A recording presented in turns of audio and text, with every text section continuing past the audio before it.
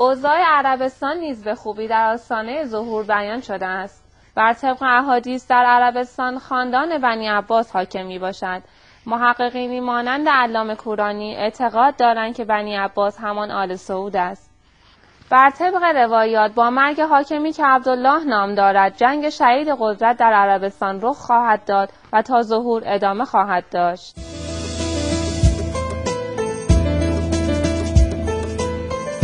قابل توجه است که عربستان در طول 100 سال گذشته پادشاهی به نام عبدالله نداشته است.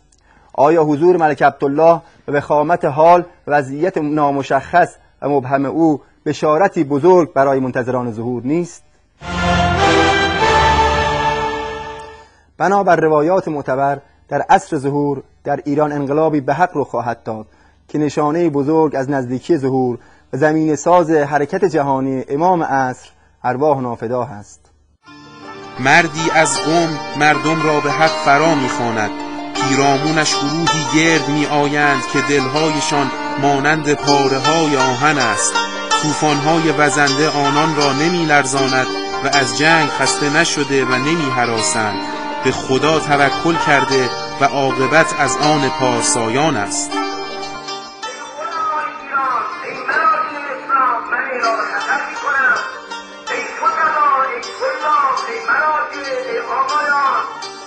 در آخرالزمان گروهی از شیعیان علی علیه السلام می آیند که به واسطه روح الله دلهایشان به هم نزدیک می شود. با تأمل در روایات می توان فهمید که فاصله آغاز انقلاب ایرانیان تا ظهور بیشتر از عمر یک انسان معمولی نخواهد بود.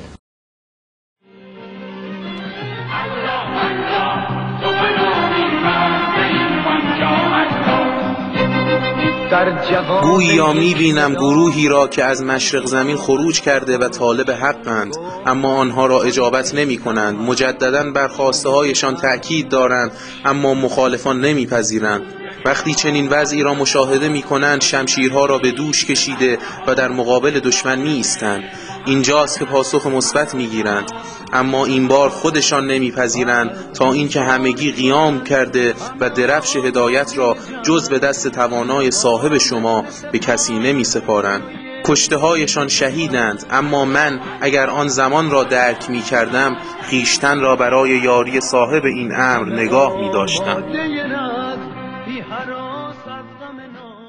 برخی از محققین اعتقاد دارند که در آستانه ظهور ایران دستخوش فتنه‌هایی بزرگ و التهاباتی میان دو گروه خواهد بود. گروهی که می‌خواهد پرچم انقلاب را به دست امام زمان ارواح نافدا تحویل دهد و گروهی که مخالف آن است و نمادی سبز دارد. شما در مفاهیم آخرالزمان با کلمه دجال آشنا هستید. در حدیثی در وسائل الشیعه امام رضا علیه السلام می‌فرماید در آخرالزمان میان شیعیان ما خطری پیش میاد که این خطر فتنش از دجال شدیدتره. از کسانی که راه مودت ما اهل بیت رو برگزیدن، کسانی هستن که فتنه‌شون شدیدتر از دجال. اینا چجوری فتنه میکنن؟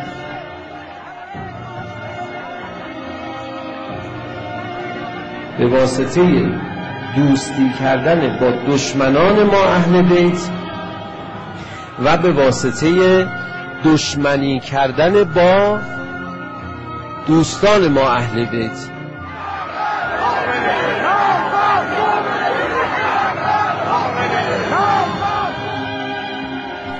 غالب پیروان دجال در آن روزگار شالی سبز بر سر و دوش دارند.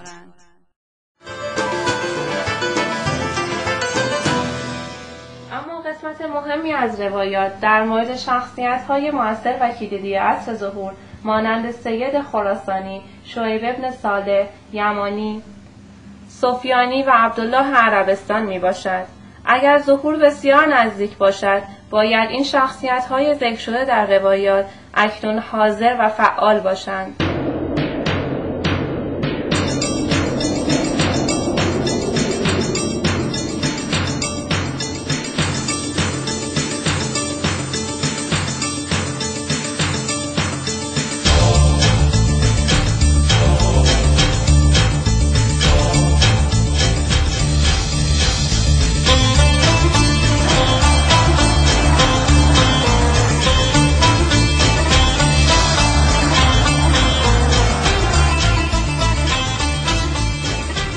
از ده‌ها روایت موجود در منابع شیعه و سنی چنین برداشت می شود که سید خراسانی رهبر مردم مشرق زمین یا یکی از مقامات برجسته آن است که پرچم اسلام را به دست امام زمان ارواحنا فداه تقدیم خواهد کرد.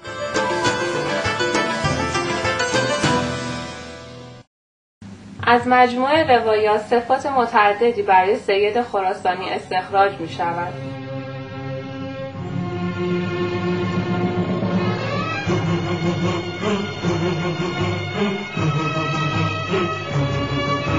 جوانمردی از بنی هاشم از خراسان با پرچم‌های سیاه قیام می‌کند که بر دست راستش نشانه‌ای دارد. سید خراسانی اهل خراسان است. سید خراسانی بر دست راستش نشانه یا خللی دارد. سید خراسانی از بنی هاشم بوده و سید حسنی و حسینی است. سید خراسانی صبیح الوجه بوده و دارای چهره‌ای درخشان و نورانی است. سید خراسانی شاب است. سید خراسانی برای ظهور مقدمه سازی می کند.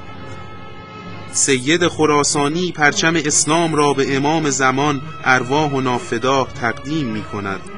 سید خراسانی دارای لشکری قدرتمند و مجهز است. سید خراسانی رهبر قیام مشرق زمین است.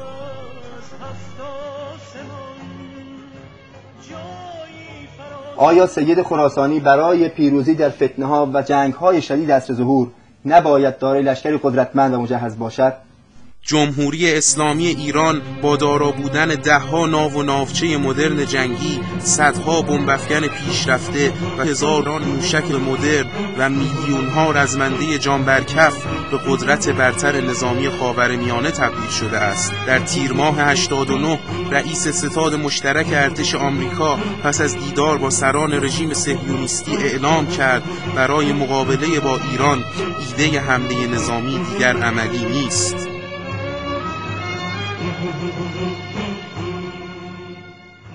جمعی از محققین اعتقاد دارند که مقام معظم رهبری همان سید خراسانی موعود روایات است.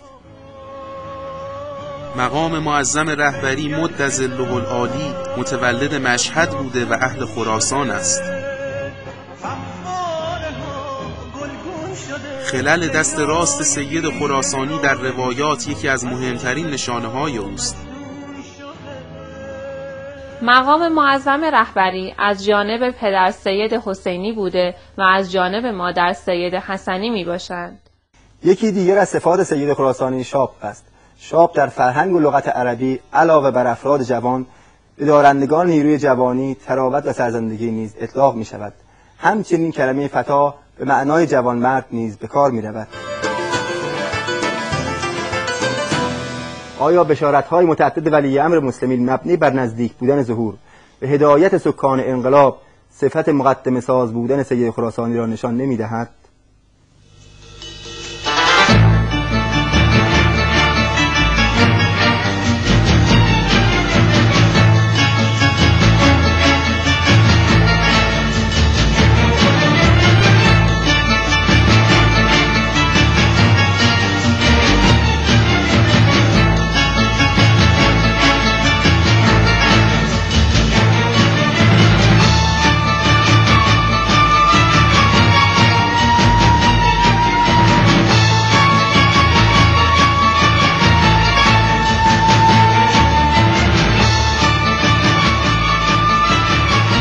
قدرت زورگو و متکبر و مستکبر آمریکا